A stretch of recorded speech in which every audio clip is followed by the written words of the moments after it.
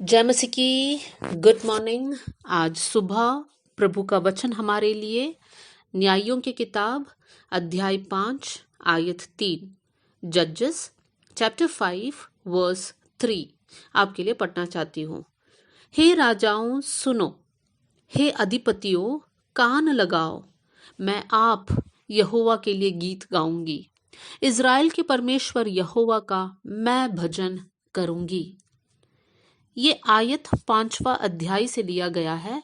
ये पूरा 5वां अध्याय दबोरा का एक गीत है। दबोरा कौन है? जब हम 4थे अध्याय में आते हैं न्यायों की किताब में, वहां पर 4था अध्याय की 4थी आयत में हम देख सकते हैं कि दबोरा लपीदोत नामक एक पुरुष की पत्नी है, और साथ में दबोरा के बारे में लिखा है कि वो नबिया है। दबोरा के बारे में हम और भी जानते हैं कि वो एक जज थी, एक न्यायाधीश थी। साथ में 5वां अध्याय में हम देख रहे हैं कि दबोरा ने एक गीत गाया, मतलब वो एक गीतकार है। अब दबोरा एक नबिया है, इसलिए परमेश्वर ने दबोरा से कहा कि तुम्हें बाराक को बुलाना है और बाराक से कहना है कि तुम्हें याबिन के खिलाफ या याबिन के सेनापति सिसरा और उनके लोगों के खिलाफ युद्ध करना है, और जब तुम युद्ध करोगे परमेश्वर तुम्हें जय देगा।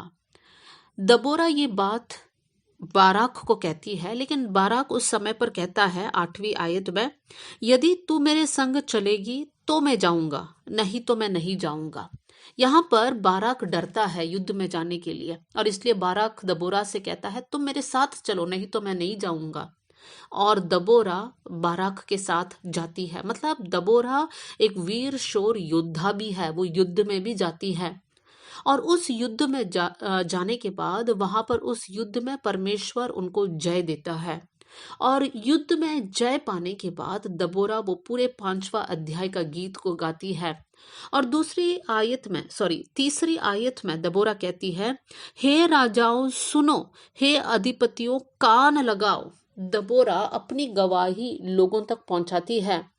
जो लीडर्स है उनसे दबोरा कहती है, क्या कहती है? मैं आप यहोवा के लिए गीत गाऊंगी, इज़राइल के परमेश्वर यहोवा का मैं भजन करूंगी।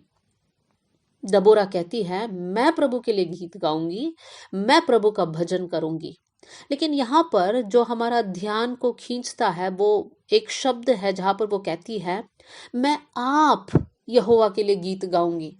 मतलब कहीं ना कहीं दबोरा को ऐसा लगता है कि मुझे प्रभु की आराधना करना है, परमेश्वर के लिए गीत गाना है, लेकिन लोग मेरे साथ नहीं दे रहे हैं। लेकिन ऐसी परिस्थिति में दबोरा निराश होकर चुपचाप नहीं बैठती है, लेकिन दबोरा क्या करती है? दबोरा कहती है मैं आप यहोवा के लिए गीत गाऊंगी। कोई मेरे साथ गाए या ना गाए, मैं प्रभु के लिए गीत गाऊंगी, मैं परमेश्वर का भजन करूंगी। मेरे प्रियो, ये बहन के अंदर कितना उत्साह और पवित्र आत्मा का कार्य है। बहुत से वक्त हमारे जीवन में भी हम अकेलेपन को महसूस करेंगे या करते भी होंगे। उस समय पर हम क्या करें? ऐसा हो सकता है कि प्रभु ने आपको एक दर्शन दिया है, परमेश्वर ने आपको एक बुलाहट दिया है, आपने प्रभु से एक अभिषेक को पाया है, लेकिन जब आप उन बातों को दूसरे भाई बहनों से कहते हैं, लोग आपको समझ नहीं पा रहे होंगे, लोग आपके साथ नहीं दे रहे होंगे।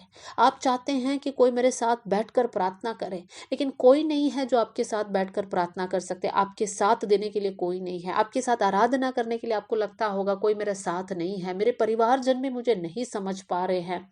इस प्रकार का एक अनुभव से आप होकर जा रहे होंगे। लेकिन मेरे प्रियो, दबोरा के जीवन से हम कुछ बातों को सीखे। दबोरा कहती है मैं आप यहोवा के लिए गीत गाऊंगी। मेरे प्रियो, कितनी धन्य बात है। हमारे जीवन में जब हम अकेलेपन का सामना करते हैं, उस समय पर भी हमें परमेश्वर की आराधना और स्तुति करना है। हम यीशु मसीह के जीवन में भी इस बात को देख सकते हैं।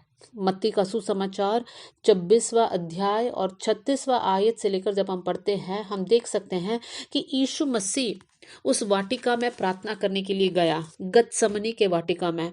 और यीशु मसीह अपने साथ जो चेले हैं उन चेलों से कहता है कि तुम मेरे साथ यहाँ पर बैठ के प्रार्थना करो। और यीशु मसीह थोड़ा आगे जाके प्रार्थना करता है। लेकिन जब यीशु मसीह वापस लौटता है और देखता है तो ये चेले प्रार्थना नहीं कर रहे, इन लोग सो रहे हैं। यीशु मसीह का मन इतना व्याकुल था, बहुत उदास था। यीशु मसीह उनको जगाता है और कहता है तुम मेरे साथ प्रार्थना करो, तुम क्यों सो रहे हो, जागते रहो और प्रार्थना करो। और फिर यीशु मसीह थोड़ा और आगे जाके प्रार्थना करता है। लेकिन फिर जब यीशु मसीह वापस आता है और देखता है ये चेले सो रहे हैं, मेरे प्रियो, जब पहली बार यीशु ने देखा कि ये चेले सो रहे हैं, उस समय पर यीशु मसीह का मन बहुत उदास और व्याकुल था। उनका प्राण निकला जा रहा था करके लिखा हुआ है। क्या यीशु मसीह ने प्रार्थना छोड़ दिया? नहीं, यीशु मसीह फिर जाकर प्रार्थना किया। मेरे प्रियो, यीशु मसीह के जीवन से भी हमें ये बातों को सीखना है। जब लोग हमारी साथ नहीं देते हैं, तब भी हमें प्रार्थना में आगे बढ़ना है। मेरे प्रियो, आप कोई भी परिस्थिति से क्यों ना होकर जाते होंगे, एक बर्थडे पार्टी में सारे लोग शामिल होते हैं, एक शादी हो बोले तो सब लोग आते हैं, एक फंक्शन है बोले तो, या घूमने जाना है बोले तो सब लोग आते हैं। लेकिन जब हम बोलते हैं मुझे थोड़ी देर प्रार्थना करना है, आप मेरे साथ प्रार्थना करोगे, उस समय पर आपको लगता होगा मैं अकेली हो गई हूँ, कोई मेरे साथ नहीं दे रहा है। उस समय पर आज का वचन आपको याद रखना है। क्या है वो आज का वचन? कि हमें निराश नहीं होना है। दबोरा समान हमें बोलना है, मैं आप यहोवा के लिए गीत गाऊंगी। यीशु मसीह के समान लोग प्रार्थना में साथ नहीं दे रहे तो भी यीशु मसीह जाके प्रार्थना करता है। मेरे प्रियो, आज मैं आप लोगों को उत्साहित करना चाहती हूँ, कोई भी परिस्थिति क्यों ना हो, निराश नहीं होना। आप अपनी आशा को कम नहीं करना। आप आगे बढ़िए, आप प्रार्थना कीजिए, आप वचन को मनन कीजिए, आप परमेश्वर में आगे बढ़िए। परमेश्वर आपके साथ कुछ और लोगों को खड़ा करेगा। पहला राजा 19वां अध्याय और 14वीं आयत में एलिया परमेश्वर से कहता है, प्रभु मैं अकेला रह गया है और जितने इजरायली हैं उनमें से एक भी नहीं है जिन्होंने अपने घुटने बाल के आगे ना टेका हो। सब लोगों ने बाल के आगे घुटना टेका है।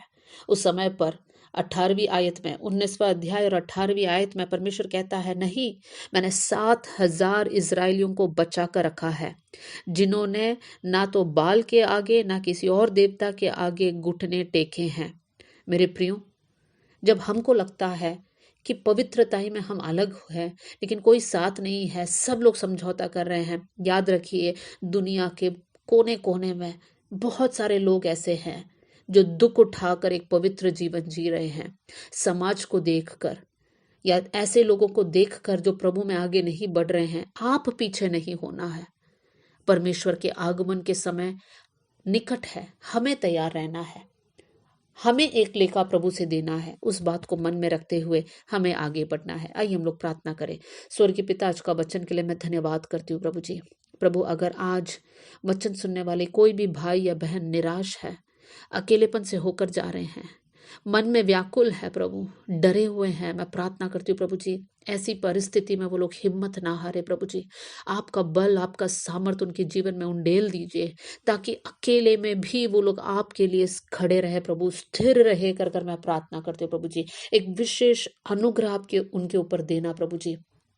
आत्मिक जीवन में आगे बढ़ने के लिए आप हम सभी को हेल्प करना। आपने हमारी प्रार्थना सुन ली, इसलिए धन्यवाद। आदर और महिमा आपको देते हुए यीशु के नाम से हम मांगते हैं, amen. God bless you all. जय मसीह की।